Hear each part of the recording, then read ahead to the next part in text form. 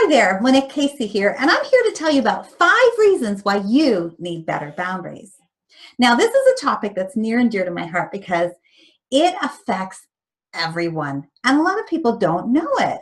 In fact, as a former crisis interventionist, I noticed that a lot of people would come to me, and when they came to me with their pileup of stresses, they actually could have taken care of this by just having better boundaries. I noticed that that was often the case. So we need to identify our poor boundaries so we can be happier in our business life and in our personal life. And I'm going to tell you 5 reasons why that is. So the first reason I wanted to share with you is your health. And I wanted to share a story with you because when I was working in mental health, I used to support families and loved ones of people who suffered from mental illness. And I had a client that I was helping, and she was she had stopped coming, and so we started doing our sessions over the phone. And one of the things about her was that she had cancer. And it was her mother that had a mental illness and a personality disorder. Now, my client with the cancer, she was going through radiation, and it was a good prognosis. Like it was going to be okay, but she did need to do these treatments to protect herself and to fully heal. Now, at one point, I just stopped getting calls from her, and I was concerned. And finally, I reached her, and I wanted to know, well, where have you been? What's going on? And this is when she told me that she couldn't come to see me anymore because it upset her mother too much for her to come. Because when she came, well, it just upset her to see her daughter go out the house.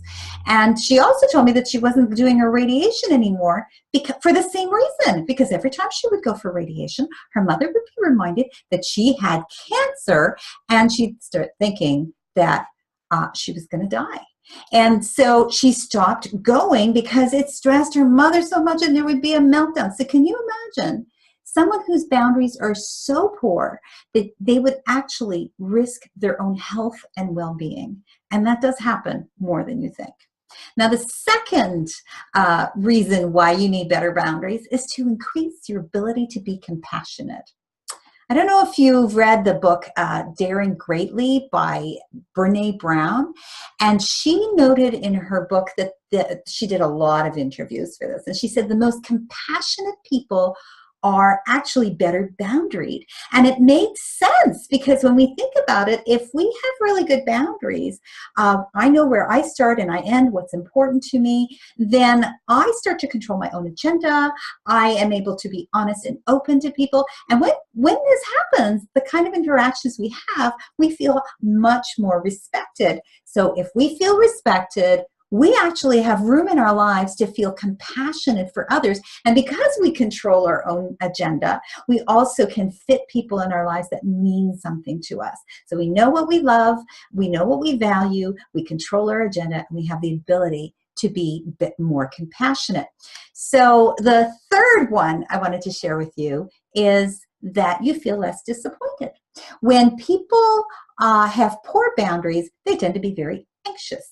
In fact, as some people call them, people pleasing. So when we are worrying about, I should be pleasing people more, or we should be reading each other's minds, when this happens, you end up not really having good boundaries and also feeling dissatisfied most of the time with yourself or with other people, because this is an unrealistic thing. But when we know where we end and where we stop and where other people end and stop, we actually start having more reasonable expectations. And by doing so, we actually are feeling more satisfied. Now, the fourth one is be a better parent, or you will be a better leader. Now, I used to talk about boundaries to my parenting groups, like people who wanted to know about kids and stuff. And what I learned myself was that I was a really poor example of good boundaries. And so it really affected me in my own life, as I said. But when I got pregnant with my daughter and I wanted to I felt I had really poor self-esteem. It was a number of years ago. And I felt I had really poor self-esteem. And so I picked up a book, went to the library, one of my favorite places to hang out. I picked up a book on how to raise a child with healthy self-esteem, only to discover by the end of the book that I felt really gypped, because the book explained to me that you cannot give your child self-esteem, you must model it. So just like that, we also need to model boundaries for our kids, because if we don't want our kids to be taken advantage of, if we don't want our kids to just not really be happy in their lives, we have to model it for them, because we can't just tell them to do it. So we will be a better parent, but we'll also be a better leader. We're going to be seen as the people to go to when something needs to happen. We end up basically functioning at our highest level when we are well boundaried. So the fifth one I wanted to share with you is that if you have good boundaries, you will actually be more promotable.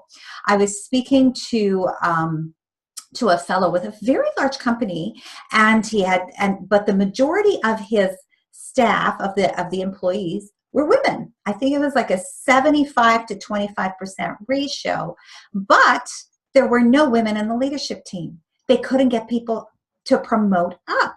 And when he did an evaluation as to what was missing in terms of what these women would do, is that the biggest problem is that they had a problem with boundaries. They wouldn't say no. They never said, not my job. Other people would actually take credit for their work. So they weren't able to be taken seriously. They just didn't put themselves and what they wanted first, although they did express, yeah, I'd like to be promoted. How do I do it? But they were so unclear with their own boundaries of what they wanted, what they didn't want, that they weren't able to go up that ladder. So how do you learn boundaries? Well, just like everything else that's really important when we want to make a change, we actually have to start by deciding. We have to decide, the first thing is that we are worthy. Now, that we deserve to be treated with respect. Now, I have great news. Yes, I do, because everyone deserves respect, even you. And if you know someone who doesn't feel like they deserve respect, please tell them they do. But we need to be able to change that. We also need to have a model. Just like we are modeling as parents and as leaders, if we are at the beginning of our baby steps of getting more boundaried, we need to start looking for people that would make a good model.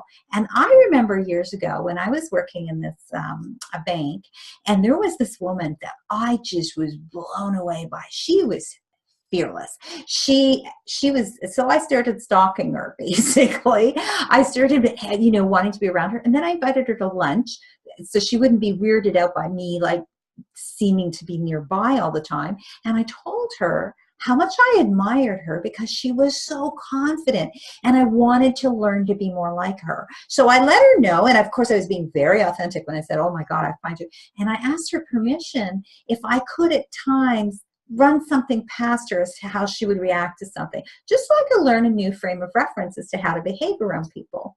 And that was my first taste of being mentored. And eventually I invested in myself and I got coaches.